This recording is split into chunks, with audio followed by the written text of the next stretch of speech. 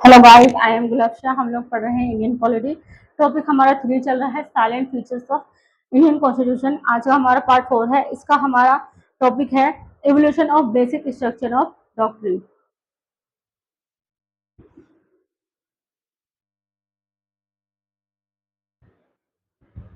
Evolution of basic structure doctrine. Basic structure doctrine encompass करती है basic and core value, जिसमें जो form किया गया है बेडरॉक ऑफ इंडियन कॉन्स्टिट्यूशन की। और ये it is a judicial innovative doctrine. ये एक जुडिशियल इनोवेटिव डॉक्ट्रिन है विच इज नाइदर डिफाइंड, जो ना तो डिफाइंड है अंडर कॉन्स्टिट्यूशन और ना तो डिफाइंड है Supreme Court of any other court में, किसी में भी।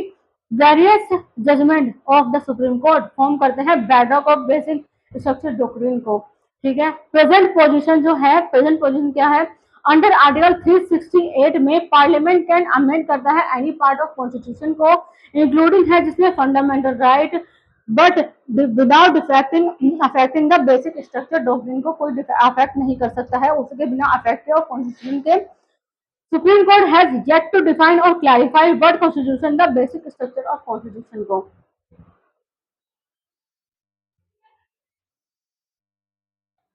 केस है कुछ बेसिक स्ट्रक्चर ऑफ डॉक्ट्रिन के। कौन से हैं cases of basic structure doctrine के? इसमें पहला हमारा केस है शंकरी प्रसाद केस। शंकरी प्रसाद केस जो हुआ था 1951 में, 1951 में हुआ था। इसका क्या है? Whether Parliament can curtail fundamental right under Article 368। अगर पार्लियामेंट कर्टेल करेगा फंडामेंटल राइट को, किसके अंडर? आर्टिकल 368 के अंदर। और वह dealt with in this case, और जो इस केस को डील करते हैं the constitution validity of first constitution amendment act 1951, जो कर्टेल करता है राइट टू प्रॉपर्टी, वह चैलेंज है, एक चैलेंज है। सुप्रीम कोर्ट ने क्या कहा था इसके बारे में? अंडर आर्टिकल 368 में जो आता है, parliament can amend fundamental right, parliament amend कर सकता है फंडामेंटल राइट को। आर्टिकल 13 इंक्लूड करता है only ordinary law and not constitutional amendment law को। अमेंडमेंट अब्रेजिंग है fundamental right can not be void under Article 13 में। ठीक है।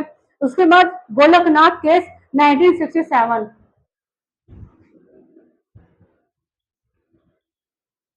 गोलकनाथ केस 1957 में 17th कॉन्स्टिट्यूशन अमेंडमेंट एक्ट 1964 के अंडर था ये, जिसमें इंसर्ट थे सर्टेन स्टेट लॉज, कुछ स्टेट लॉज किसमें? 9th शेड्यूल के वाज चैलेंज, जिनको चैलेंज किया गया था। सुप्रीम कोर्ट ने इसमें क्या कहा था? Fundamental right are transcendent and immutable हैं, पार्लियामेंट कैन नॉट अब्रिज और take away any fundamental right. Parliament ना तो अब्रिज कर सकता है और ना ही ले सकता है कोई भी फंडामेंटल राइट को किसी भी वे में। Constitution amendment act are law under Article 13। Constitution amendment act जो है ना, वो लॉ है अंडर आर्टिकल 13 में। तो any amendment violating fundamental right, कोई भी अमेंडमेंट जो वायलेट करता है फंडामेंटल राइट को, would be void under Article 13। वो आएगा आर्टिकल 13 में, वो आर्टिकल 13 में होगा। Parliament reaction to the Golaknath case. Parliament का क्या रिएक्शन था गोलकनाथ केस में? गोलकनाथ केस में 24 अमेंडमेंट एक्ट 1971 के अंडर पार्लियामेंट का क्या कहना था? The act amended Article 13 and 38, 368 में अमेंड था ये।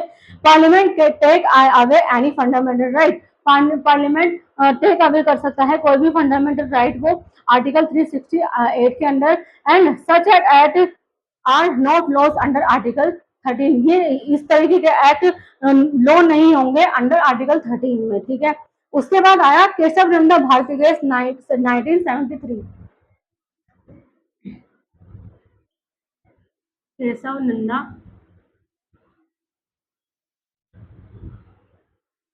भारती केस 1973 आया। इसके बाद ये क्या था, सुप्रीम कोर्ट ने क्या बोला था इसमें, Supreme Court overrule its judgment in the Golaknath case 1967। Overrule किया था अपने जजमेंट को सुप्रीम कोर्ट ने गोलकनाथ केस 1967 के, एंड अपहेल्ड किया था 24th अमेंडमेंट को। The basic structure doctrine was laid down की गई थी सुप्रीम कोर्ट द्वारा। Parliament can not alter the basic structure of the Constitution, Parliament alter नहीं कर सकता है बेसिक स्ट्रक्चर ऑफ कॉन्स्टिट्यूशन को, और पार्लियामेंट टेक अवे नहीं कर सकता है fundamental right that form the basic structure doctrine में फॉर्म है जो, ठीक है। उसके बाद आया, उसके बाद 39 अमेंडमेंट 1975 में क्या कहा गया, इसी केस में इलेक्शन डिस्प्यूट हुए between PM and speaker of Lok Sabha के were kept outside the jurisdiction of the court affecting basic structure doctrine, ये अफेक्ट करते हैं बेसिक स्ट्रक्चर डॉक्ट्रिन को। उसके बाद आया India Nehru Gandhi case 1975।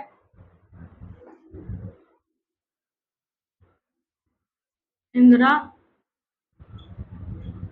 Nehru case 1975 आया। इसके बाद में इसमें क्या किया गया, सुप्रीम कोर्ट इनवैलिडेट किया था 39 अमेंडमेंट को, judicial review is a basic structure कहा गया था, जुडिशियल रिव्यू को एक बेसिक स्ट्रक्चर कहा गया था। फोर्थ सेकंड अमेंडमेंट एक्ट 1976 में क्या कहा गया, अमेंडमेंट आर्टिकल अमेंडेड किया गया था आर्टिकल 368 को, no limitation to consist power of Parliament, Parliament की कोई भी कंसिस्ट पावर ऑफ पार्लियामेंट की नहीं है, and no member can be question in court, और कोई भी मेंबर इसको क्वेश्चन नहीं कर सकता है कोर्ट में। उसके बाद है मिनर्वा मिल केस 1980।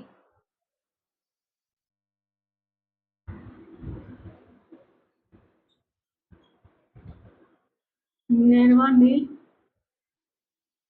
केस 1980 में क्या कहा गया,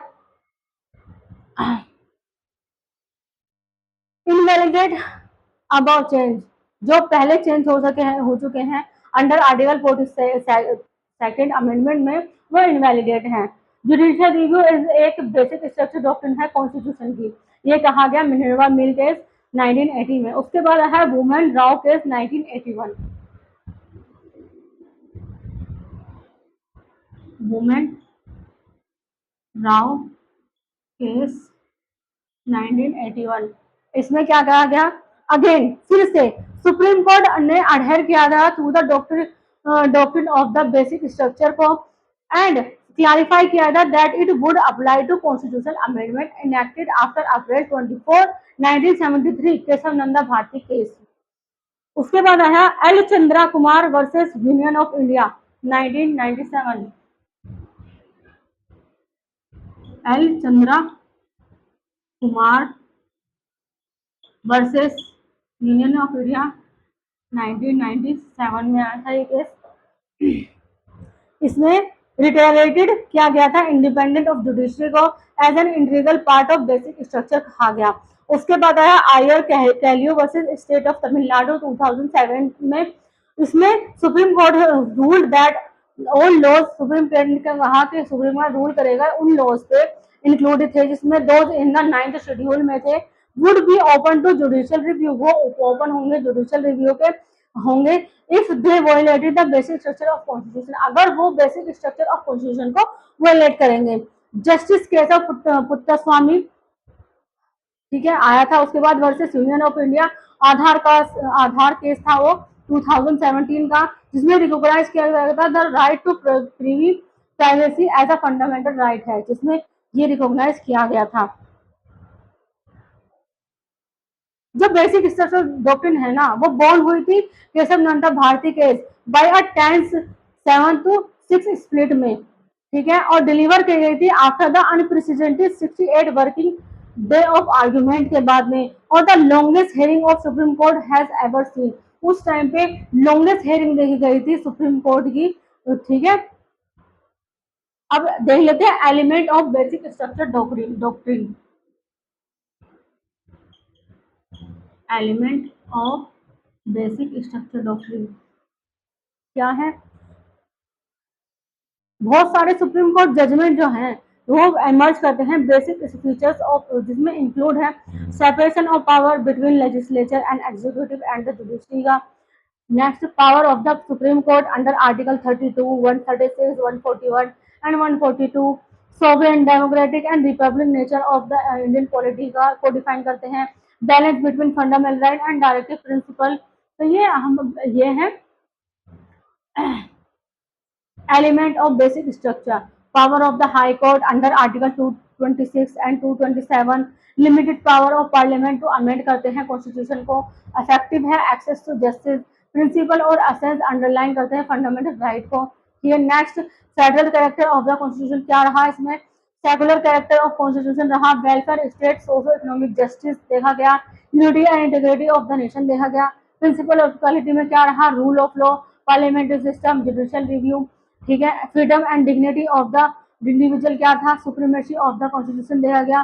free and fair election, independence of judiciary, ये सब इसमें देखा गया.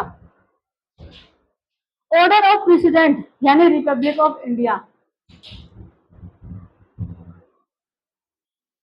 ऑर्डर ऑफ प्रेसिडेंट यानी रिपब्लिक ऑफ इंडिया क्या था. ऑर्डर ऑफ प्रेसिडेंट ये एक प्रोटोकॉल होता है जो कि लिस्ट करता है, maintain by Ministry of Home Affairs को मेंटेन करती है. और इन इट इसके अंदर the functionaries and the authorities are recorded by rank and office of the Government of India. जो अथॉरिटीज है एंड फंक्शनरीज हैं उनको रिकॉर्ड किया गया जाएगा rank wise Government of India के अंदर. और it is mean for the state ceremonial occasion and has no application होगा in the day to day business of the government में. Order of president of the most important dignities है president. पहला आता है इसमें प्रेसिडेंट, हाईएस्ट रैंक है. उसके बाद सेकंड नंबर पे आते हैं, सेकंड रैंक है वाइस प्रेसिडेंट की. थर्ड प्राइम मिनिस्टर की.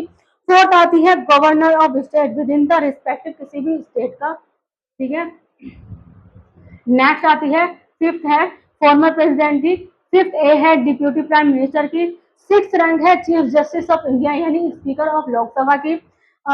इजिकल टू ये भी उसी में आते हैं, स्पीकर ऑफ लोकसभा भी सिक्स रैंक में.